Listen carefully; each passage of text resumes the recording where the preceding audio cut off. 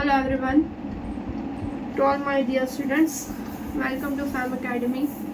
आरंभ बैच जो हम लोग ने कमिट किया था 6 मई से हम लोग लॉन्च करेंगे और उसका फर्स्ट लेक्चर है। अनफॉर्चुनेटली यूट्यूब में कुछ परमिशन इश्यूज़ की वजह से हम लोग अभी लाइव लेक्चर नहीं ले पा रहे हैं, but you don't need to worry. मैंने यूट्यूब पर अपना फर्स्ट लेक्चर इस तरह से अपलोड किया है कि आप सब उसको देख सकते हो और जब भी आपको चाहे, आज जो भी डिस्कस होने वाले टॉपिक से आपको बाद में उसका रेफरेंस चाहिए तो आप वो भी देख सकते हो। Add on benefit for today's lecture, I am trying कि नेक्स्ट सेशन से हम लोग लाइव आ जाए, बट देखते हैं अगर परमिशन का कोई इश्यू हुआ तो सेकंड लेक्चर भी हमारा शायद से यूट्यूब पर आपको रिकॉर्डेड ही मिलेगा। Not to worry about that, education हमारा चलता रहेगा, पढ़ाई चलती रहेगी, टेक्नोलॉजी हम लोग को रोक नहीं पाएगी, ठीक है। तो आज हम लोग हमारा फर्स्ट आरंभ बैच का सेशन ले रहे हैं। Again welcoming all to Fam Academy Aarambh batch. जैसे हम लोग ने बोला था कि 6 मई would be our first lecture, आज है वो लेक्चर। आप सबको पता होगा कि एग्ज़ाम की डेट पोस्टपोन हो चुकी है। पहले वो 16 थी, उसके बाद 20 हुई और अभी उसकी डेट है 26 मई 2026, राइट। आज से लेकर 20 दिनों तक हम लोग आपके साथ हैं for the preparation of entrance test. आपको ज़रा भी हेसिटेशन करने की ज़रूरत नहीं है। जो भी कॉन्सेप्ट पढ़ाए जा रहे हैं उसके अंदर आपको कोई भी डाउट है तो we have our channel, WhatsApp channel है हमारे पास, व्हाट्सएप ग्रुप है हमारे पास। आप व्हाट्सएप ग्रुप पर मैसेज तो नहीं कर पाओगे, लेकिन you can message me directly, DM कर सकते हो आप मेरे को कॉल कर सकते हो। मेरा नंबर भी अवेलेबल है आप सबके पास। आपको उसके अलावा इंस्टाग्राम पर भी अगर हम लोग को कोई क्वेरी पूछनी हो तो we are welcoming you all to there also. हमारी फैकल्टीज़ आपको किस तरह से प्रिपेयर करवाएगी वो मैं आपको एक थोड़ा सा समरी पहले बताऊंगी, उसके बाद हम लोग आज का फुल फ्लेज सेशन स्टार्ट करेंगे, ठीक है। आपने अभी तक 11-12 कॉमर्स पढ़ा है, ठीक है। आपका बेस जो फाउंडेशन होना चाहिए, ठीक है, मैं समझ रही हूँ कि आपको सब कुछ पता है। अगर आपको उसमें भी डाउट है तो घबराने की ज़रूरत नहीं है। हम लोग कुछ इस तरह से ही पढ़ाएंगे आपको कि आपका फाउंडेशन भी क्या होगा, मजबूत हो जाएगा, right. We are here to help you out for the cracking the exams, the entrance test जो है एमएसयू का एक ऑब्स्टिकल के तौर पर सबको लग रहा है कि अभी हम लोग कैसे करेंगे। सबके दिमाग में बहुत ज़्यादा कन्फ्यूज़न है that we are appearing for this exam for the first time. ठीक, कुछ बच्चे ऐसे होंगे कि जो गुजराती मीडियम से बिलोंग करते हैं, कुछ बच्चे ऐसे हैं जो जिसका इंग्लिश मीडियम में थ्रू आउट, तो उनको तो दिक्कत नहीं होने वाली है। एमएसयू ने ऑप्शन रखा है कि आप गुजराती में भी अपियर कर सकते हो, सिर्फ क्या रहेगा, इंग्लिश सब्जेक्ट का जो भी कंटेंट है वो एज इट इज़ रहेगा, ठीक है। आपको इंग्लिश पेपर तो इंग्लिश में ही देना है, दैट इज़ परफेक्टली ओके, लेकिन बाकी जो सब्जेक्ट्स है वो आप गुजराती के अंदर दे सकते हो, राइट। नाउ हमारा जो इंटरेक्शन रहेगा वो हिंदी में रहेगा, क्योंकि हम लोग को वाइड रेंज ऑफ स्टूडेंट्स को कवर करना रहता है, तो हमारा इंटरेक्शन मोस्टली हिंदी में ही रहेगा। इसके साथ साथ मैं आपको पूरा का पूरा जो भी सिलेबस है वो इंग्लिश में पढ़ाऊँगी, लेकिन इसके अंदर अगर गुजराती मीडियम के बच्चों को ऐसा लग रहा है कि हम लोग को कुछ और मिलना चाहिए, कि हम लोग को कुछ दिक्कत आ रही है समझने में, ठीक है, आई वुड से दैट आप है ना एक बारी एक डिक्शनरी के तौर पर कुछ लेकर बैठो। मैं तो आपको मीनिंग बताती रहूँगी कि इसका मीनिंग ये होता है, इसका मीनिंग ये होता है, लेकिन इसके बाद भी अगर आपको कॉन्फिडेंस नहीं आ रहा है तो you can definitely contact me. हम लोग उसके लिए भी कुछ अरेंजमेंट करेंगे कि जिससे आपको थॉरली गुजराती के अंदर भी प्रिपेयर करना है, राइट। सो अब मैं आपको बता रही हूँ कि किस तरह से सिलेबस को हम लोग टुकड़ों में बांटेंगे। उसको हम लोग किस तरह से प्लान करेंगे। 20 दिनों के अंदर हम लोग लेक्चर्स लेंगे, लेक्चर्स के साथ टेस्ट लेंगे, टेस्ट के साथ आपको एनालिसिस करने का भी टाइम देंगे कि भाई आपको कितने प्रिपरेशन की ज़रूरत है। डोंट यू वरी, मैं आपको बोल रही हूँ, आपका कॉन्फिडेंस लेवल इन 20 दिनों के अंदर उस लेवल पर हम लोग लेकर जाएंगे, you can't even imagine to that, right. So जैसे हमारा कॉमर्स का फर्स्ट बेस होता है वो होता है अकाउंट्स एंड फाइनेंस, ठीक है, तो वो एक आपका सब्जेक्ट रहेगा। दूसरा सब्जेक्ट है आपका मैथ्स एंड स्टेट्स, ठीक है, जिसमें बेसिक मैथमेटिक्स रहेगा, बेसिक स्टैट्स रहेगा, जो आपने 11-12 में स्टेट पढ़ा है वो रहेगा। Apart from that English would be there, ठीक है, इंग्लिश सब्जेक्ट भी है जिसके अंदर आपको ग्रामर, आपको स्टेटमेंट, आपकी स्पीच, आपके वॉइस वगैरह कवरेज उसमें रहेगा। उसके अलावा आपको जनरल नॉलेज, लॉजिकल रीजनिंग, ये सारी चीज़ें आएंगी और इन सब को हम लोग कवर करने वाले हैं इस वाली बैच के अंदर, राइट। आपको एक नोट पैड लेकर हमारे साथ बैठना है, पेन होनी चाहिए आपके पास, एक नोट होनी चाहिए, and you are going to note, जो भी हम लोग कुछ इंपॉर्टेंट चीज़ें बताएंगे वो आपको नोट करते रहना है। इसके अलावा MS यूनिवर्सिटी ने एक MCQ बुकलेट दिया है, आप सभी के पास शायद से होगा। If you don't have that तो मैं आपको उस वाले PDF की एक कॉपी ग्रुप के अंदर, हमारे व्हाट्सएप ग्रुप के ऊपर अभी शेयर कर रहे हैं हम लोग, तो वो भी आपको वहीं से मिल जाएगी। इसके अलावा फैम अकेडमी के नाम से आरंभ बैच से भी आपको कुछ मटेरियल प्रोवाइड किया जाएगा, लेकिन उसके लिए आपको व्हाट्सएप ग्रुप पर बने रहना बहुत ज़्यादा ज़रूरी है। हमारे जो भी अपडेट होंगे इस एंट्रेंस टेस्ट को लेकर वो सब कुछ हम लोग वहाँ पर रेगुलरली अपडेट कर रहे हैं। साथ साथ में हम लोग MSU से आने वाले अपडेट को देंगे।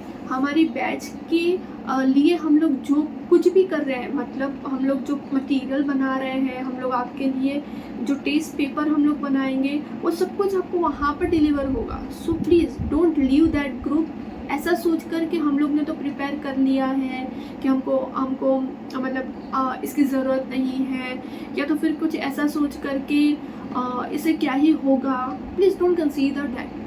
आपको क्या आता है तो एड ऑन होगा, आपके कॉन्सेप्ट ज़्यादा क्लियर होंगे, बिकॉज यहाँ फैकल्टीज जो भी है ना कॉमर्स बैकग्राउंड से है, और कॉमर्स बैकग्राउंड में भी उस क्वालिफिकेशन से बिलोंग करते हैं, उस क्वालिफिकेशन के साथ आए हैं जो कॉमर्स के अंदर प्रिविलेज माना जाता है, CA CMA, ठीक है। तो यहाँ पर उनका जो भी इंडस्ट्री लेवल का भी नॉलेज होगा वो भी आपको मिलेगा, साथ साथ में आपके कॉन्सेप्ट्स क्लियर होंगे, साथ साथ में आपको ज़्यादा से ज़्यादा क्लैरिटी आती जाएगी कि भाई आगे करना क्या है आपको, राइट। इसके बीच बीच में हम लोग आपको करियर के लिए भी गाइड करेंगे कि करियर में अगर आपको कुछ ज़्यादा करना है तो आप क्या कर सकते हो, right. So fam academy is providing this help through आरंभ बैच, कि जिससे क्या हो, आपका कॉन्फिडेंस उस लेवल पर बूस्ट हो कि आप इजीली अपियर करो एग्ज़ाम के अंदर, और वहाँ पर जाके आप क्रिस्टल क्लियर कॉन्सेप्ट के साथ फ्लाइंग कलर्स लेकर आओ एग्ज़ाम में, मेरिट के अंदर आओ और मेरिट के बेस पर आप एडमिशन सिक्योर करो, राइट। एडमिशन ले लो एक बारी MCOM के अंदर, सॉरी BCOM के अंदर, और BCOM के अंदर एडमिशन लेने के, सॉरी फॉर इंटरप्शन, कुछ टेक्नोलॉजिकल ग्लिच आ गया था हमारे बीच में। हाँ, तो हम लोग बात कर रहे थे कि सिक्योर कीजिए आप अपनी सीट BCOM के अंदर। After that also Fam academy is there to guide you, ठीक है। आपको उसके लिए कोचिंग चाहिए FY/TY के लिए, we are here to provide you the coaching as well. हमारे online and offline both the classes would be there, ठीक है। आपके प्रेफरेंस के हिसाब से आप उसको सिलेक्ट कर सकते हो, and accordingly you can join us for your graduation.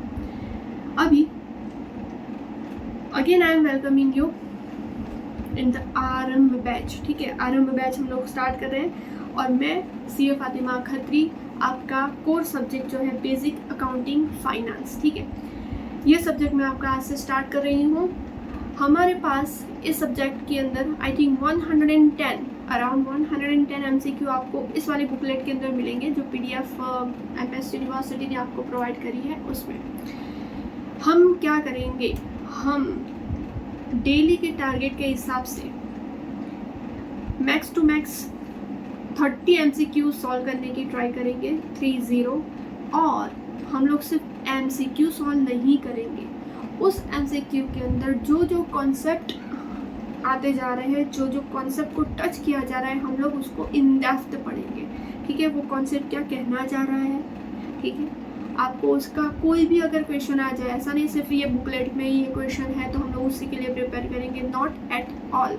हम लोग उसका पूरा का पूरा कॉन्सेप्ट पढ़ेंगे। कॉन्सेप्ट पढ़ने के बाद आपको उसका कोई भी अगर सवाल उठाकर दे दे तो आप कॉन्फिडेंटली उसको आंसर कर पाओ, उस तरह से हम उसको पढ़ेंगे। Okay guys, ready? So let us start for the same. Accounts. Accounts एक ऐसा सब्जेक्ट है जो कॉमर्स स्टूडेंट के लिए वेन्स के हिसाब से होता है, जो आपकी ब्लड वेन्स होती है ना, उसके हिसाब से। तो आपके खून में ये चीज़ भागनी चाहिए कि अकाउंट्स आपको नींद में से भी अगर उठाकर कोई पूछे इसकी एंट्री क्या होगी, what is this principle all about, तो आपको सब कुछ पता होना चाहिए। ठीक है, हम लोग उसी माइंडसेट से पढ़ेंगे और उसी माइंडसेट से, उसी कॉन्फिडेंस के साथ उसको ख़त्म करेंगे और उसी माइंडसेट के साथ एग्ज़ाम के अंदर भी जाएंगे। ठीक है, ओके। सो जैसे कि हम लोग को पता है कि अकाउंटिंग वो एक पूरा प्रोसेस है। ठीक है, और उस वाले प्रोसेस के अंदर ये वाला जो भी प्रोसेस है, ये प्रोसेस आपका कुछ प्रिंसिपल्स के ऊपर खड़ा है।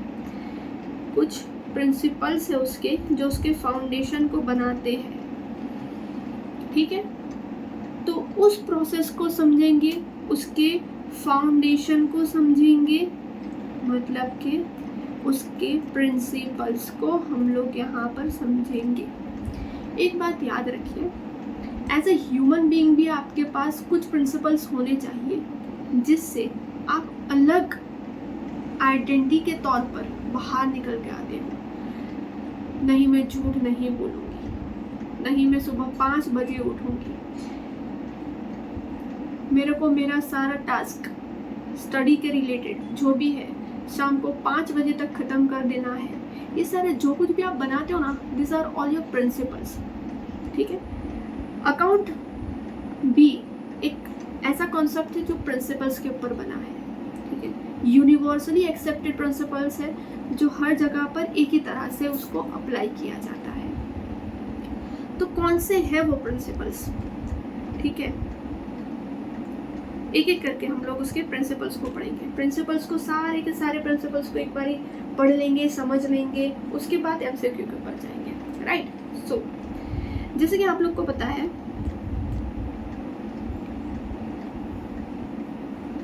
इससे पहले हम लोग इसको कवर करते हैं।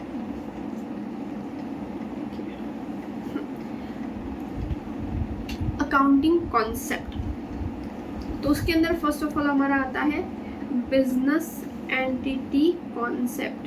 ठीक है, बिजनेस एंटिटी कॉन्सेप्ट। यस, किसी एक व्यक्ति ने एक बिजनेस को, एक व्यापार को शुरू किया। ठीक है, तो क्या वो व्यापार और एक व्यक्ति एक ही है या अलग अलग है? हियर आपको इसके ऊपर MCQ भी आ सकता है, क्या वो दोनों एक ही है या सेपरेट है? तो mark my words, they are both separate entities, separate identities. ठीक है, तो फर्स्ट वाला कॉन्सेप्ट आपका बस वही बताता है कि बिजनेस एंटिटी कॉन्सेप्ट क्या है। A business and its owner, जो बिजनेस है और जो बिजनेस को चलाने वाला बंदा है, वो दोनों should be treated as far as their financial transactions are concerned separately। किस तरह से उनको आप कंसिडर करोगे? They both are separate, they both are separate, दोनों अलग अलग है। MCQ के अंदर से आ सकता है आपको 1 मार्क का। ठीक है, उसके बाद दूसरा कॉन्सेप्ट है मनी मेजरमेंट कॉन्सेप्ट। ये क्या बोल रहा है? ओनली बिजनेस ट्रांजैक्शंस, कौन से? ओनली आपके धंधे के लिए जो ट्रांजैक्शंस आप करते हो वो business transactions that can be expressed in term of money, जो पैसा, मनी उसके टर्म्स के अंदर आप एक्सप्रेस कर पाओ, are recorded in accounting, though records of other type of transactions may be kept separately. Money measurement concept क्या बोलता है? अकाउंट्स उन्हीं चीज़ों को रिकॉर्ड करेगा, उसका ही रिजल्ट आपको बताएगा, क्लासिफिकेशन करेगा एंड ऑल। जो चीज़ आप पैसे यानी कि करेंसी मनी के अंदर मेजर कर पाओ, उसको आप क्या कर पाओ? एक्सप्रेस कर पाओ। ठीक है।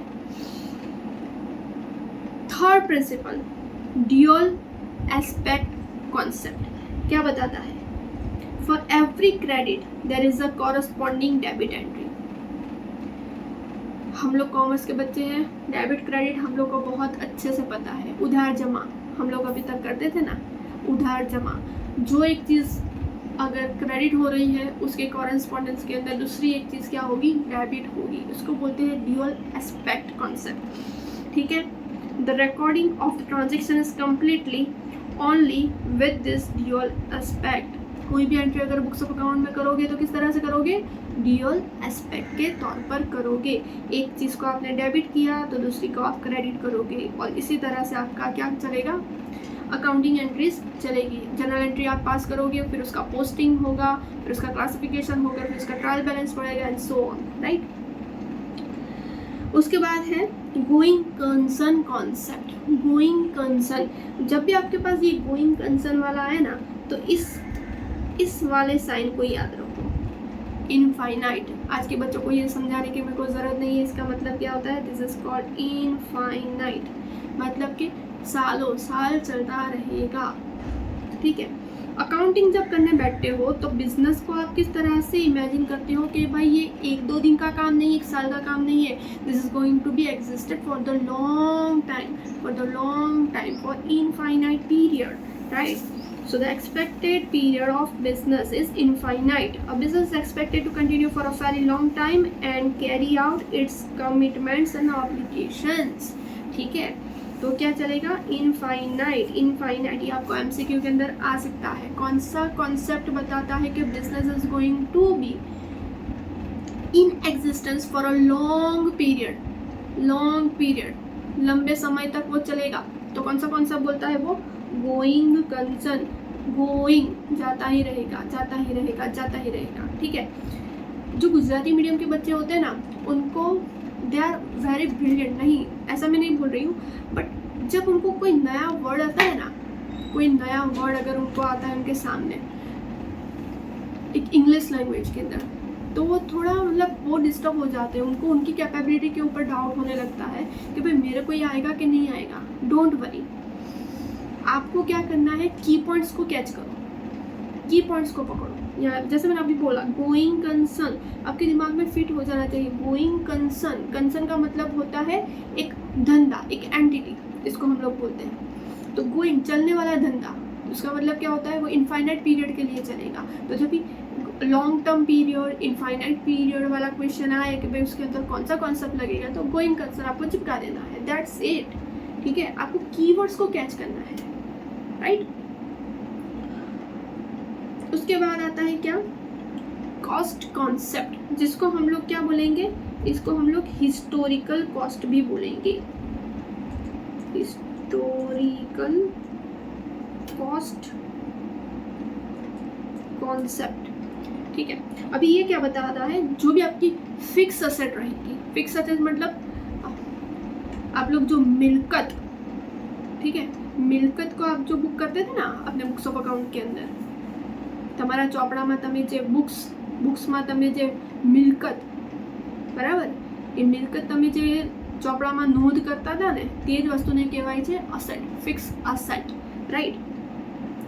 The fixed assets of a business are recorded on the basis of their original cost in the first year of accounting. This is nothing but what? The historical cost. Nothing but what? Historical cost. Subsequently, these assets are recorded minus depreciation. ठीक है, cost आपने लिखी, उसके बाद depreciation. Depreciation का मतलब क्या होता है बच्चों? घसारो. તમે જે મિલકત પર ઘસારો આપતા હતા ને, that is called depreciation. No rise और fall in market price is taken into account. ठीक है, व्हाट डज दैट मीन? क्या बोलना चाह रहा है यहाँ पर? आपने आज की तारीख के अंदर मान लीजिए कि एक बड़ा फर्नीचर को परचेज किया, ठीक है, उस फर्नीचर को परचेज किया, उसके बाद आपने उसका बुक्स ऑफ अकाउंट के अंदर एक एंट्री किया, ठीक है, आपको मान लीजिए 1000 रुपये में टेबल पड़ा, आपने 1000 रुपये के अंदर उसकी एंट्री करी। अब कल जाकर अगर इसी टेबल की कीमत आगे जाकर अगर कम हो गई, मान लीजिए उसकी मार्केट कीमत, मार्केट प्राइस जो है वो 900 अगर हो गई, तो उसका मतलब क्या होगा कि आपको बुक्स ऑफ अकाउंट के अंदर 1000 से उसको 900 पर ले आओगे? नहीं, you have nothing to do with the market value, we are just concerned with the historical cost। मतलब जिस दिन परचेज किया उसकी जो कॉस्ट थी, that's it। हाँ, कीमत के अंदर घटोती आप बाय डेप्रीसिएशन करोगे। आप इस तरह की एंट्री पास करते हो ना, depreciation account debit to asset account. इससे क्या होगा? आपकी असेट की वैल्यू डाउन होगी। यस, होगी, राइट।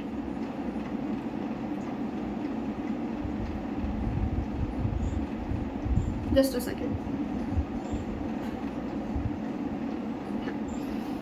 तो आपके मार्केट की वैल्यू डाउन होगी, ऊपर जाएगी, उससे आपको आपके बुक्स ऑफ अकाउंट को कोई लेना देना नहीं है। इसी कॉन्सेप्ट को बोलते हैं हिस्टोरिकल कॉस्ट मेथड। सिर्फ डेप्रीशिएशन दो आप, दूसरा कुछ मत करना, एज इट इज उसको रहने दो, राइट। आगे बढ़ते हैं, अकाउंटिंग ईयर कॉन्सेप्ट। ये कॉन्सेप्ट क्या बताता है?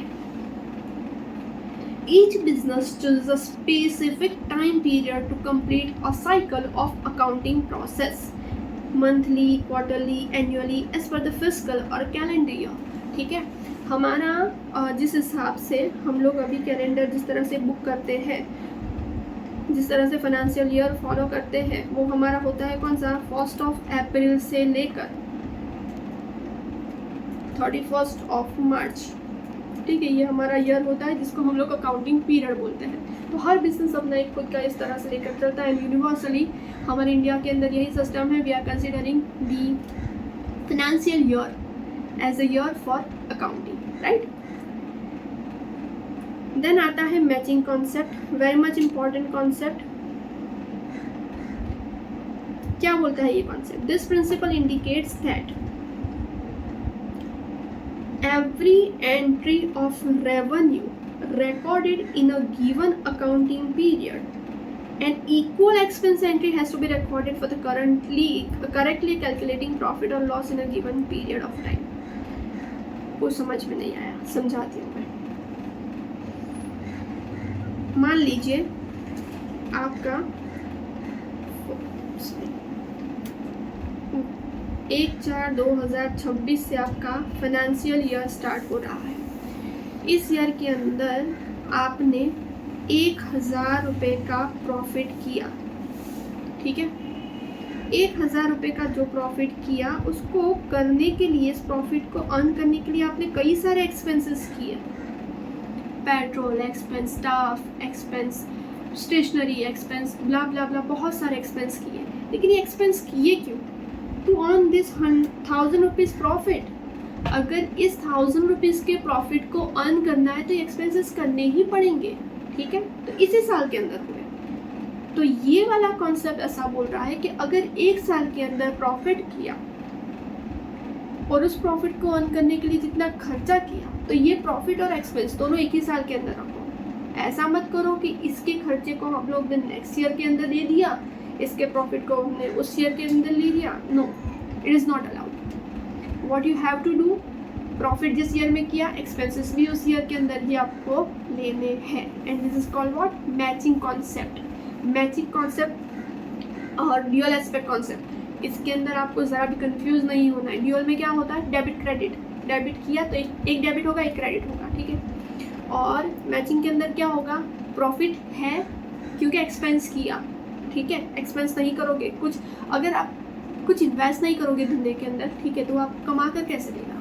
तो आपने जो भी कमाया तो कुछ खर्चे से कमाया, और जो भी खर्चे से कमाया आपको दोनों के दोनों कहाँ पर रखना है? सेम ईयर के अंदर रखना है, ठीक है। This is called the matching concept. That's it. इतना समझ में आ गया सबको? ग्रेट। कोई भी क्वेरी हो, किसी भी टॉपिक को हो, अगर आपको ज़रा सा भी डाउट है, ठीक है, फॉर 1% डाउट भी है, तो ज़रा भी हेसिटेट मत करना, ज़रा भी शर्माना मत, ठीक है। शर्माओगे तो रह जाओगे।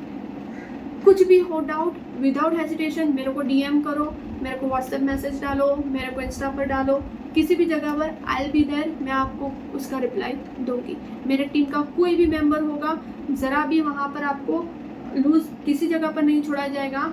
We will there to help you out, ठीक है। आपको स्ट्रांग बनना है, फाउंडेशन आपका मजबूत होना चाहिए। अगर आपको एक ऐसा डाउट जा रहा है कि साला ये अगर मैं पूछूं तो मेरी क्या इमेज बनेगी, तो ये छोड़ दो, इसको ऐसा सोचना छोड़ दो, क्योंकि अगर जिसको डाउट आएंगे ना, वही बंदा आगे बढ़ेगा। ऐसा मैं इसलिए बोल रही हूँ बिकॉज बीइंग अ पर्सन, जब मैं आपकी एज पर थी, जब मैं पढ़ रही थी ना, मेरे को बहुत सारे डाउट आते थे, ऐसे डाउट आते थे कि मैं आपको क्या बताऊँ।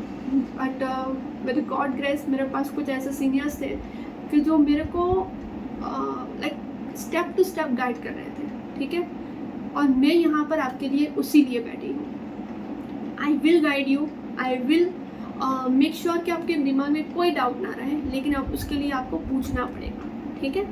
कुछ भी हो प्लीज़ बेझिझक पूछो। आई नो कि ये थोड़ा प्रिंसिपल वाला कॉन्सेप्ट है ना, थोड़ा बोरिंग होता है बच्चों के लिए, क्योंकि वो अकाउंट्स को क्या समझते हैं, सिर्फ नंबर्स के अंदर समझते हैं कि भाई नंबर्स होंगे वही उसको अकाउंट्स बोला जाता है। नहीं, किसी भी चीज़ का एक फाउंडेशन होता है। घर बनाओगे ना तो उसका फाउंडेशन बनाना पड़ेगा, उसी ऊपर पूरा महल आपका टिकता है, ठीक है। अगर ये नहीं बनाओगे ना तो ऊपर जितने भी नंबर्स आप उसके साथ खेलोगे कोई मतलब नहीं है। You have to play with the numbers with the base होना चाहिए आपके पास, ठीक है। फाउंडेशन मजबूत होना चाहिए आपका, वही मैं आपको करवा रही हूँ। उसके बाद है आपका रियलाइजेशन कॉन्सेप्ट। ये क्या बता रहा है, according to this concept profit is recognised only when it is earned. फिर से समझिए, प्रॉफिट तभी आप रिकॉग्नाइज करोगे बुक्स ऑफ अकाउंट के अंदर जब वो अर्न होगा। An advance or fees paid is not considered as profit until the goods or services have been delivered to the buyer. थोड़ा हैवी वर्ड्स है इसके अंदर, लेकिन मैं आपको इजीली समझा देती हूँ। प्रॉफिट, नफो, मुनाफा, जो भी आपके बुक्स, जब भी मैं बोले ना बुक्स, तो मतलब समझना मत कि आपके ये स्टडी मटेरियल वगैरह के बारे में बात कर रही हूँ। No, we are talking about books मतलब बुक्स ऑफ अकाउंट्स, ठीक है। ये कोर्स होते हैं अकाउंट्स समझने के, तो बुक्स का मतलब होता है बुक्स ऑफ अकाउंट्स, राइट। तो जब आपके बुक्स ऑफ अकाउंट्स के अंदर प्रॉफिट तभी दिखाओ जब आपने उसको क्या किया है, अर्न कर लिया है। अर्न करना मतलब जब आपने उसको कमा लिया है। फिर से लाइन्स के पढ़िए, an advance or fee paid is not considered as profit until the goods or services have been delivered to the buyer, ठीक है। ये चीज़ अच्छे से समझिए, जब तक आप गुड्स और सर्विसेज को डिलीवर नहीं करोगे, ठीक है, तब तक वो आपके लिए प्रॉफिट नहीं है, ठीक है। रियलाइजेशन करना और उसको अर्न करना, दोनों चीज़ों को आपको ध्यान में रखना है। आपने कुछ एडवांस ले लिया कस्टमर के पास से, लेकिन आपने उसको अभी तक डिलीवरी नहीं दी है, तो वो जो पैसा आपको मिला है ना, it is not your part of sale. वो सेल नहीं है, मतलब उसका प्रॉफिट भी नहीं आपको होगा, ठीक है। लेकिन जब आपने उसको सेल कर दिया आइटम को, उसके गुड्स उसके यहाँ पर पहुँच गए हैं, और अगेंस्ट टू दैट आपने एक सेल की एंट्री पास करी है। हम सेल की एंट्री किस तरह से पास करते हैं, सेल की एंट्री हम लोग किस तरह से पास करते हैं, कैश और bank account debit to sales, ठीक है। अगर ये फुल फ्लेज एंट्री हुई ना, तभी मान के ये सेल्स हुआ। अगर ये सेल हुआ तो फिर आपका प्रॉफिट होगा। सिर्फ एडवांस लेना देना, उसको आप प्रॉफिट रियलाइजेशन नहीं मान सकते हो। This is the concept which is talking about, right. Okay, तो इसके अलावा भी दूसरे कुछ प्रिंसिपल्स हैं जो मैं आपके साथ अभी डिस्कस कर रही हूँ, ठीक है। अभी इसको हम लोग यहाँ पर दे देते हैं और इसको हम लोग ले लेते हैं इधर, ठीक है, ये ओके। यहाँ पर भी बहुत ज़्यादा इम्पोर्टेंट कॉन्सेप्ट मैं आपके साथ अभी डिस्कस कर रही हूँ। ये नाम पर मत जाइए, ये आपको कंफ्यूज कर देंगे। समझ लीजिए सारे के सारे प्रिंसिपल ही है, ठीक है ना, ये सारे के सारे प्रिंसिपल ही है। ये क्या है इसको भी भूल जाइए, ठीक है। अभी कंजर्वेटिज्म, इसका अगर मैं आपको ग्रामेटिकल मीनिंग बताऊं, वोकैबुलरी के अंदर क्या मीनिंग है, तो उसका मतलब होता है रूढ़िचुस्तता, ठीक है। कंजर्वेटिज्म, रूढ़ियों से चली आ रही कोई प्रथा हो, आपके घर में भी होगा कि ये नहीं करना चाहिए, इससे वो होता है, ये नहीं करना चाहिए, मतलब दिस इज द कन्वर्टिज्म, ठीक है। इसका मतलब क्या होता है, कंजर्वेटिज्म मतलब आपके दिमाग को ज़्यादा मत चलाओ, ये है उसको एक्सेप्ट कर लो, ज़्यादा नहीं चलाना है। लेकिन आप किस चीज़ के अंदर नहीं चलाए, वो वर्ड टू वर्ड पढ़ते हैं। When two values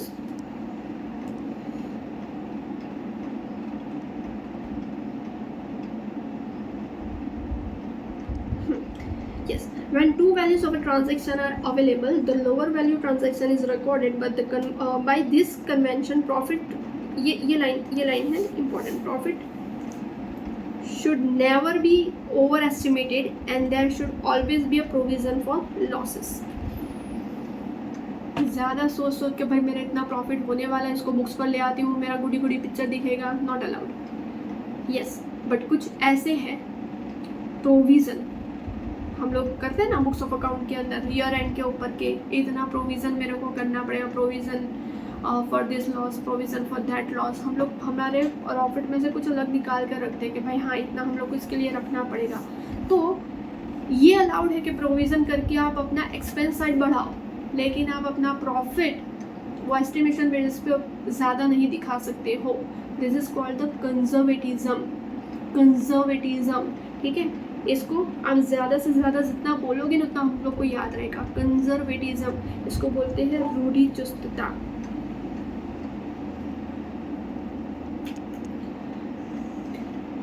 प्रॉफिट को ओवर एस्टिमेटेड मत दिखाओ। Yes, you can make the provisions of the losses, और इस तरह से आप अपनी डेबिट साइड बढ़ा सकते हो, लेकिन क्रेडिट साइड बढ़ा नहीं सकते हो based on your estimation only, ठीक है। इमेजिनेशन नहीं कर सकते हो कि पर प्रॉफिट इतना हो जाएगा तो इतना दिखा देते हैं, नॉट अलाउड। उसके बाद आता है कंसिस्टेंसी। इन दोनों वर्ड के अंदर ज़रा भी कंफ्यूज मत होना। This is more for the Gujarati medium बच्चा। ये लोग क्या करते हैं, ये CONS मतलब कंफ्यूज हो जाते हैं कि दोनों का मतलब क्या होता है। लिख कर याद रखो, ये है कंजर्वेटिज्म और ये है कंसिस्टेंसी। बोलो कंसिस्टेंसी, मतलब किसी चीज़ का अगर रेगुलरिटी होती है ना उसको कंसिस्टेंट बंदा बोला जाता है। अगर रेगुलर बेसिस के ऊपर मैं आपको पढ़ाने आओ तो I am consistent in teaching, right. अगर आप रेगुलर बेसिस के ऊपर सुबह उठकर गर्म पानी पी रहे हो तो मतलब you are consistent with that, right. तो आपको कंसिस्टेंसी माना जाता है उसको। use of the same accounting principle from one period of an accounting cycle to the next cycle so that the same standards are applied to calculate the profit and loss। एक साल हुआ, आपने जो principles apply किए जो हम लोग अभी पढ़ रहे हैं, ठीक है, सेम प्रिंसिपल्स आपने नेक्स्ट ईयर के लिए भी अप्लाई किए, ठीक है, उसके नेक्स्ट ईयर के लिए भी अप्लाई किए, उसके नेक्स्ट ईयर के भी अप्लाई किए। तो ये क्या होगा, सारे के सारे प्रिंसिपल्स आपने क्या एक जैसे रखे हैं। तो एक ईयर का अगर प्रॉफिट है दूसरे ईयर के साथ कंपेयर कर ईजिली कर पाओगे ना। अगर आपने प्रिंसिपल चेंज कर दिए, यहाँ पर कुछ अलग प्रिंसिपल, आप लोग ने नेक्स्ट ईयर के अंदर कोई अलग प्रिंसिपल यूज़ कर लिए, मतलब how can you compare the profit, how can you compare the efficiency of a particular business, no, आप नहीं कर पाओगे।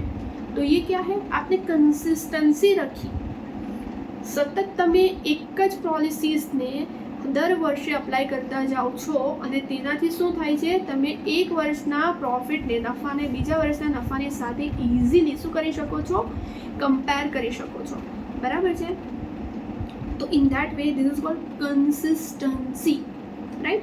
एक प्रिंसिपल दूसरे ईयर के साथ डिफरेंट नहीं करेगा, हर साल सेम प्रिंसिपल आप consistently, this is called consistency principle. फिर आता है मटीरियलिटी, ठीक है। अब ये मटीरियलिटी क्या बता रहा है, all material, underline the word all material fact should be recording in accounting, ये आपका MCQ बन सकता है। मटीरियलिटी मतलब क्या, मटीरियल मतलब क्या, अक्सर आप लोग ने बोला होगा मटीरियल, मटीरियल मतलब कि चीज़ है, ये चीज़ है, वो चीज़ है, वो चीज़ है। नो, मटीरियलिटी का मतलब होता है सिग्निफिकेंस, सिग्निफिकेंस महत्वता, जिसको बोलते हैं मटीरियल चीज़ें, तो महत्व धरावती वस्तुओं હોય ને તેને કહેવાય મટીરિયલ વસ્તુ, રાઈટ। તો material facts, all the material facts should be recorded in accounting, मतलब कि जो भी सिग्निफिकेंट चीज़ें हैं वो आपको अकाउंटिंग के अंदर लिखनी है। Account should be recorded important data and leave out insignificant information. कोई ऐसी चीज़ें हैं कि जो इम्पॉर्टेंट नहीं है तो उसको हम लोग को इग्नोर करके सारी इम्पॉर्टेंट चीज़ों को ही बुक्स ऑफ अकाउंट के अंदर रिकॉर्ड करना है। This is called what, materiality, right. फिर आता है full disclosures, all the information both favorable and detrimental to a business enterprises and which are of material value to creditors and debtors, ठीक है। Full disclosures, disclosures ऐसी चीज़ होती है जो books of account के साथ दी जाती है to make the readers of financial statement, financial statement से जो धंधा चला रहा है वो नहीं पड़ेगा, उसके अलावा कई और स्टेक होल्डर्स होते हैं, डेटर्स, क्रेडिटर्स, समटाइम्स जो बड़े बिजनेस ऑर्गेनाइजेशन होते हैं, जो लिस्टेड कंपनीज होती हैं, उनको तो क्वार्टरली अपने फाइनेंशियल स्टेटमेंट्स को बाकायदा शेयर करना पड़ता है, उनको वो मटीरियल उनको छाप कर सब जगह पर डिस्ट्रीब्यूट करना पड़ता है, ऑडिटर की सिग्नेचर होती है, MC की साइट पर चढ़ाया जाता है, ये सारी चीज़ें होती है। तो सिर्फ पढ़ने वाले यहाँ पर जो धंधा कर रहा है वो नहीं पढ़ेगा, बहुत सारे बंदे ऐसे हैं, बहुत सारी पार्टीज है जो आपके बुक्स ऑफ अकाउंट को पढ़ेगी। तो जो डिस्क्लोजर्स होते हैं, वो जो नीचे दी जाने वाली जो इन्फॉर्मेशन होती है उसको बोलते हैं डिस्क्लोजर। तो यहाँ पर इंफॉर्मेशन वो मॉनिटरी नॉन मॉनिटरी सब कुछ आ गया इसमें, ठीक है। अगर मान लीजिए कि किसी बड़ी कंपनी के अंदर कोई डायरेक्टर है जो नेक्स्ट क्वार्टर के अंदर छोड़कर जाने वाला है, ठीक है, तो उससे भी आपकी कंपनी को इम्पैक्ट हो सकता है। तो मान लीजिए कि अगर कंपनी सोच रही है कि ये मेरे डिस्क्लोजर के अंदर आना चाहिए, तो वो मैनेजमेंट की परमिशन से और कुछ SOP होती है उनकी, उनको फॉलो करके ये डिस्क्लोजर उनको देना पड़ता है, right. So all information favorable, detrimental to a business enterprise and which are material value of the creditor status, वो सब कुछ information देना, मतलब कि उसको बोलते हैं field disclosures, right? तो इस तरह से ये है accounting principles। अभी इसमें अगर किसी को डाउट हो तो प्लीज़ मेरे को पूछ लीजिएगा। अभी तो हमारा रिकॉर्डेड लेक्चर है तो मैं आपको रियल टाइम पर अभी फ़िलहाल आंसर नहीं दे पाऊँगी, बट यस आप लोग मेरे को जैसे मैंने बोला DM करके पूछ सकते हो, I will be there for you, right. अभी हम लोग जाते हैं किस तरफ, फटाफट से कुछ MCQs को सॉल्व कर लेते हैं, उसके बाद कुछ इन्फॉर्मेशन मेरे को आपको देनी है। हम लोग ने जो भी अभी तक पढ़ा है उसके ही बेस पर हम लोग कुछ आंसर्स डिस्कस करेंगे। मैं अभी हाइड कर देने वाली हूँ सारे आंसर्स को, बिकॉज आई नो कि मैंने जो पढ़ाया है वो आप सबको याद है, right. Which accounting principle states that a business is assumed to continue its operation infinitely. अरे वाह, जैसे मैंने आपको ये वाला बताया था इनफाइनाइट, ठीक है, तो उसके लिए कौन सा था भाई हमारा, कौन सा था हमारा, मैंने क्या बोला था, गोइंग कंसर्न, ठीक है, चले जाने वाला है, चले जाने वाला है, चले जाने वाला है, ठीक है। तो वो वाला बिजनेस है हमारा, 1-2 दिन में बंद होने वाला बिजनेस नहीं है, गोइंग कंसर्न है हमारा। So this would be the answer, ये हो गया। Second, under the accrual concept, under the accrual concept, I think इसमें अक्रूवल नहीं आया था ना, अक्रूवल बेसिस, ठीक है, मैं आपको अक्रूवल अलग से समझा देती हूँ, लेकिन इसके अंदर वो नहीं आया है। अक्रूवल होता क्या है,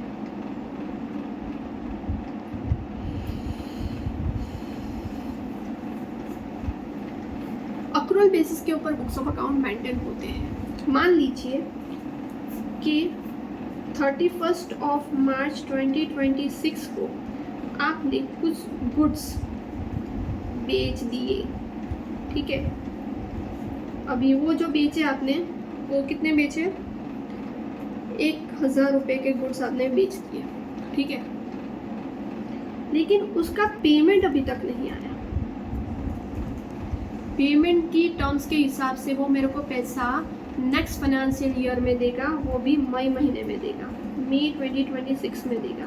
लेकिन मेरा साल तो इस साल ख़त्म हो जाएगा 31 मार्च 2026 को। तो क्या करेंगे उस टाइम पर, क्या करना है आपको, तो इस अक्रूअल कॉन्सेप्ट को याद करना है। जो भी ट्रांजैक्शन सेल परचेज की हो रहे हैं, पेमेंट हुआ नहीं हुआ, कैश में सौदा हुआ नहीं, उसको नहीं देखना है। लेकिन अगर आपका सेल हो गया और आपका परचेज हो गया, बुक्स ऑफ अकाउंट के अंदर एंट्री हो गई, दैट मीन्स आपने क्या किया, कैश को ना मद्देनजर रखते हुए पेमेंट को आपने कुछ कंसीडर नहीं किया, लेकिन ये जो भी आपने सेल किया उसको आपने क्या किया, बुक कर लिया। आपने क्या किया, डेटर के अकाउंट को डेबिट कर दिया और सेल को आपने क्या कर दिया, क्रेडिट कर दिया। इससे क्या हुआ, इससे आपका अक्रूअल कॉन्सेप्ट हिट हुआ, ठीक है। कैश नहीं लेकिन अक्रूअल कॉन्सेप्ट, ये दोनों एक दूसरे के ऑपोजिट है। कैश कॉन्सेप्ट क्या है कि जितना कैश के अंदर रोकड़ा धंधा किया बस वही रिकॉर्ड होगा, दूसरा रिकॉर्ड नहीं होगा। इसको कैश कॉन्सेप्ट बोलते हैं, जो अभी नलीफाइड है, बिल्कुल नलीफाइड है, किसी जगह पर ये यूज़ नहीं होता है। अक्रूअल कॉन्सेप्ट ही यूज़ होता है, जिसको मर्केंटाइल कॉन्सेप्ट बोला जाता है। क्या बोला जाता है, मर्केंटाइल कॉन्सेप्ट बोला जाता है। ये दो इंटरचेंजेबल है। आपको अगर आए MCQ के अंदर तो आपको पता होना चाहिए, this is called mercantile concept, ठीक है। कैश को आपको नहीं देखना है, धंधा हुआ बस वही देखना है, दिस इज कॉल्ड आपका अक्रूअल कॉन्सेप्ट। अभी इसके अंदर हम लोग ऑप्शंस देखते हैं। रिसीव्ड इन कैश, जैसे मैंने बताया कैश के साथ इसका कोई लेना देना नहीं है, तो नहीं, ये नहीं।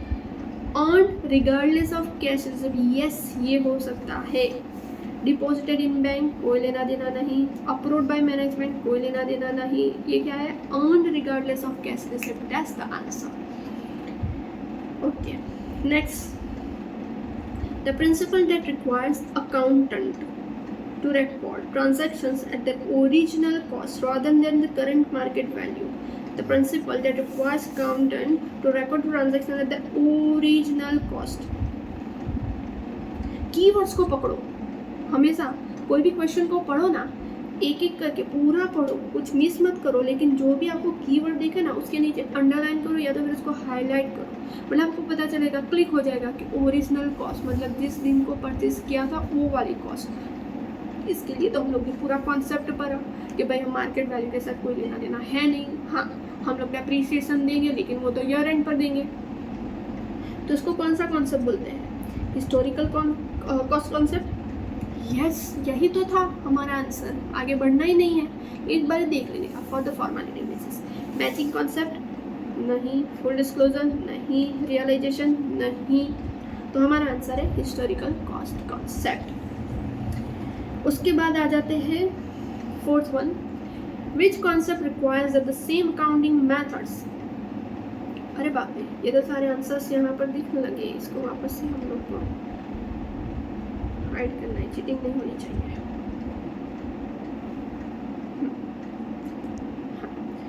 कहाँ पर थे हम लोग, which concept requires the same accounting method to be use from one accounting period to the next accounting period.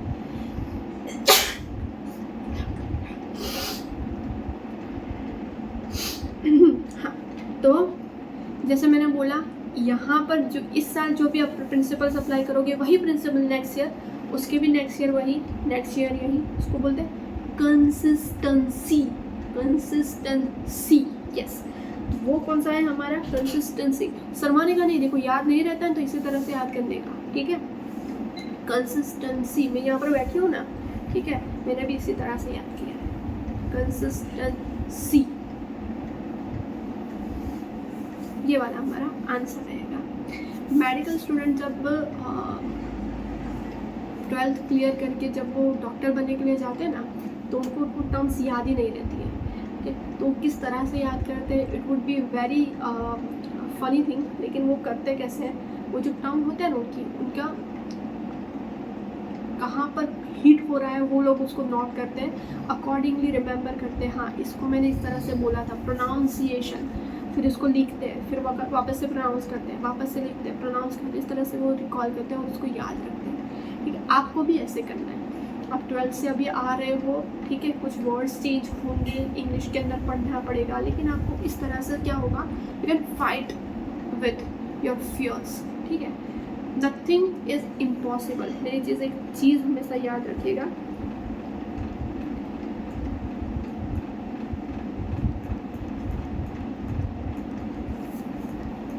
ठीक है, इसमें अगर ये ऐसा निकाल दो तो क्या बन जाएगा, I am possible, nothing is impossible. Impossible में भी क्या है, आई एम पॉसिबल, मैं सबको बताती रहती हूँ, ये खुद भी ये मानती है, आपको भी इस पर रहना है। आगे बढ़ते हैं। According to the business entity concept, the business and its owners are treated as one and the same entity, कभी नहीं, डिपेंडेंट ऑन ईच अदर, नहीं, पार्टनर्स इन ट्रेड, नहीं, separate entity, yes both are separate, अलग अलग है दोनों। The matching concept states that expenses should be recognised in the period. जैसे हम लोग ने मैचिंग कॉन्सेप्ट पढ़ा था, प्रॉफिट अर्न करने के लिए जितना एक्सपेंस हुआ उतना उसी ईयर के अंदर करो जिस ईयर में प्रॉफिट अर्न किया। ठीक है, they are paid in cash, नहीं, द ऑनर डिसाइड्स, नहीं, the revenue they help generate is recognised. जिस रेवेन्यू को जनरेट करने के लिए सारे एक्सपेंसेस ने मदद करी है, ठीक है, वो रेवेन्यू जिस ईयर के अंदर आप करोगे उस ईयर के अंदर आपको एक्सपेंस भी बुक करना है, that's it. The next financial year beginning, नहीं, तो हमारा आंसर क्या होगा, C. Which principle states that the business should anticipates losses but not the profit. Losses कर लो एक बार बुक्स प्रोग्राम के अंदर रिकॉर्ड, लेकिन प्रॉफिट को इमेजिनेशन के बेसिस पर मत करो। हम लोग ने कंसिस्टेंसी के ऊपर एक पढ़ा था, कंजर्वेटिज्म, ठीक है, याद आया आपको, कंजर्वेटिज्म, देखो ये वाला कॉन्सेप्ट। और उसका दूसरा वर्ड है प्रूडेंस, प्रूडेंस, इसको भी हाईलाइट करके रखो, ये उसका इंटरचेंज, दोनों अलग अलग नहीं है, एक ही है लेकिन इंटरचेंजली यूज होते हैं। फुल डिस्क्लोजर्स, नहीं, मटीरियलिटी, नहीं, ये वाला कॉन्सेप्ट, ठीक है, answer would B A. The money measurement concept in accounting means that only transaction which can be verified by a third party are recorded. No. Expressed in monetary terms are recorded. Yes. अभी B हम लोग को लग रहा है कि B ही answer है, लेकिन सी और डी एक बारी फॉर्मेलिटी के लिए पढ़ लेते हैं। अप्रूव्ड बाय ऑडिटर्स, नहीं। Credited in advance are recorded, नहीं, so answer would be B. ठीक है, नेक्स्ट आज हम लोग प्रिंसिपल्स ख़त्म कर लेते हैं, उसके बाद मेरे को आपको एक रजिस्ट्रेशन के लिए एक वीडियो देनी है, but that will be shared with you on the YouTube. मैं अलग से उसका एक वीडियो आपको दे दूँगी कि जिससे आपको हेल्प हो सके, किस तरह से MSU की वेबसाइट पर जाकर आपको रजिस्टर करना है, किस तरह से पेमेंट करना है for the sake of entrance test. ठीक है, जीकास का पूरा प्रोसेस अलग होगा, ये सिर्फ और सिर्फ MSU यूनिवर्सिटी में एंट्रेंस टेस्ट देने के लिए है, right. Which of the following best describes a dual aspect concept. Dual जैसे बोला था, debit to credit, every transaction affairs only one account, incorrect, assets are always greater than liabilities, incorrect, profit and losses are recorded separately, नहीं, answer क्या है, but naturally ही होगा अगर 3 नहीं है तो, लेकिन पढ़ लेना। Every debit entry have a corresponding credit entry, yes, completely on target, जैसा पढ़ा था वैसा ही। The full disclosure principle requires that financial statements must disclose only profitable information, बिल्कुल नहीं, जो लास्ट में पढ़ा ना हम लोग ने, फुल डिस्क्लोजर्स, इंफॉर्मेशन देनी है, वो आपको मॉनेटरी भी हो सकती है, नॉन मॉनेटरी भी, फेवरेबल भी हो सकती है, हमारा अगेंस्ट वाली भी थोड़ी बहुत हो सकती है, तो सारी इन्फॉर्मेशन हम लोग को देनी है। हाइड सेंसिटिव फाइनेंशियल डेटा, नहीं। Contain all material information necessary for users to make informed decision, जैसे मुझे बहुत सारे स्टेक होल्डर्स होते हैं, बहुत सारे डिसीजन मेकर्स होते हैं, उनको जो इन्फॉर्मेशन चाहिए वो सारी इन्फॉर्मेशन देना, मतलब कि ऑल मटेरियल इन्फॉर्मेशन देना। Be prepare for internal use, नहीं, तो हमारा आंसर होगा सी। ठीक है, यहाँ तक जैसा मेरे को लग रहा है कि प्रिंसिपल्स के लिए इन्होंने यहाँ तक हम लोग को दिया है। अभी नेक्स्ट सारे क्वेश्चंस जो है दूसरे टॉपिक के ऊपर है, जिसका मेरा मटेरियल मेरे बाजू पर यहाँ पर रखा हुआ है, ठीक है। ये है, बट इसको हम लोग अभी नेक्स्ट सेशन के अंदर देखेंगे। इससे पहले मैंने ऊपर आपको जो भी पढ़ाया है, ठीक है, आई वांट कि आप उसका अगर स्क्रीनशॉट लेना चाहो तो उस वाली थियोरी का स्क्रीनशॉट ले लो, या तो फिर आप उसको कैप्चर कर लो, नोटिंग करना है तो नोटिंग कर लो।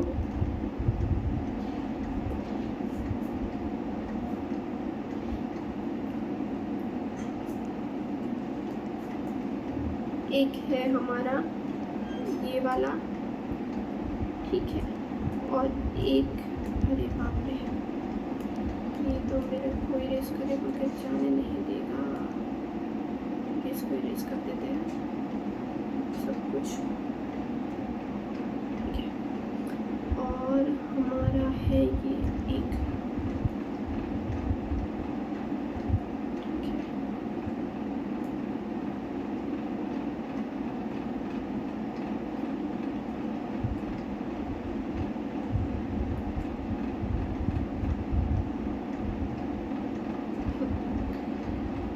इसका स्क्रीनशॉट आप ले सकते हो और प्रिपेयर करने के लिए आप इसको अपने पास रख लेना, ठीक है। अगर आपको प्रिंसिपल्स के बारे में कुछ भी पढ़ना है, सिर्फ यहाँ पर एक अक्रूवल बेसिस रह गया है, तो मैं यहाँ पर लिख रही हूँ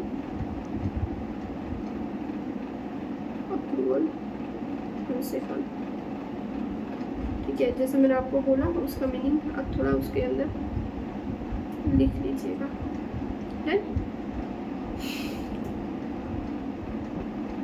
ओके, तो रिकॉर्डेड लेक्चर मैं आज यहीं तक अपलोड कर रही हूँ। जैसा मैंने आपको बोला, MS यूनिवर्सिटी पर रजिस्टर करने के लिए किस तरह से करना है, उसके लिए मैं आपको एक अलग से यूट्यूब पर ही, मेरी ही चैनल पर यूट्यूब पर एक रिकॉर्डेड वीडियो दे दूँगी, जिससे आपको हेल्प हो जाएगी कि किस तरह से रजिस्टर करना है। उसमें भी कई बच्चे कंफ्यूज हो जाते हैं कि भाई जीकास है, MS है, तो कहाँ पर करना है, कैसे करना, वगैरह वगैरह। Don't get confuse with all this things, ठीक है। सब कुछ ईजी होता है, ह्यूमंस नहीं बनाया है सब कुछ, and we can easily tackle all those things. So अभी आप इस वीडियो को फॉलो कीजिए, उसके बाद आप वो वीडियो भी एक बार देख लीजिएगा, तो वो आपको हेल्प हो जाएगी। इसके बाद भी कोई कन्फ्यूज़न है उसमें तो पूछ लीजिए मेरे को, ठीक है। नेक्स्ट सेशन किस तरह से लेंगे, किस तरह से आपको दिया जाएगा, मे बी रिकॉर्डेड है या तो फिर लाइव है, वो व्हाट्सएप ग्रुप पर ही हम लोग अपडेट करने वाले हैं। तो प्लीज़ व्हाट्सएप ग्रुप को आप कॉन्स्टेंटली वॉच आउट करते रहिए, देखते रहिए उसमें क्या आ रहा है, क्या है। सब कुछ आपके लिए ही है, हमारे लिए कुछ नहीं है। all those things are for you only guys, ठीक है। All the very best. हम लोग आज से लेकर एग्ज़ाम की डेट तक साथ में ही रहेंगे और साथ साथ में प्रिपेयर करेंगे।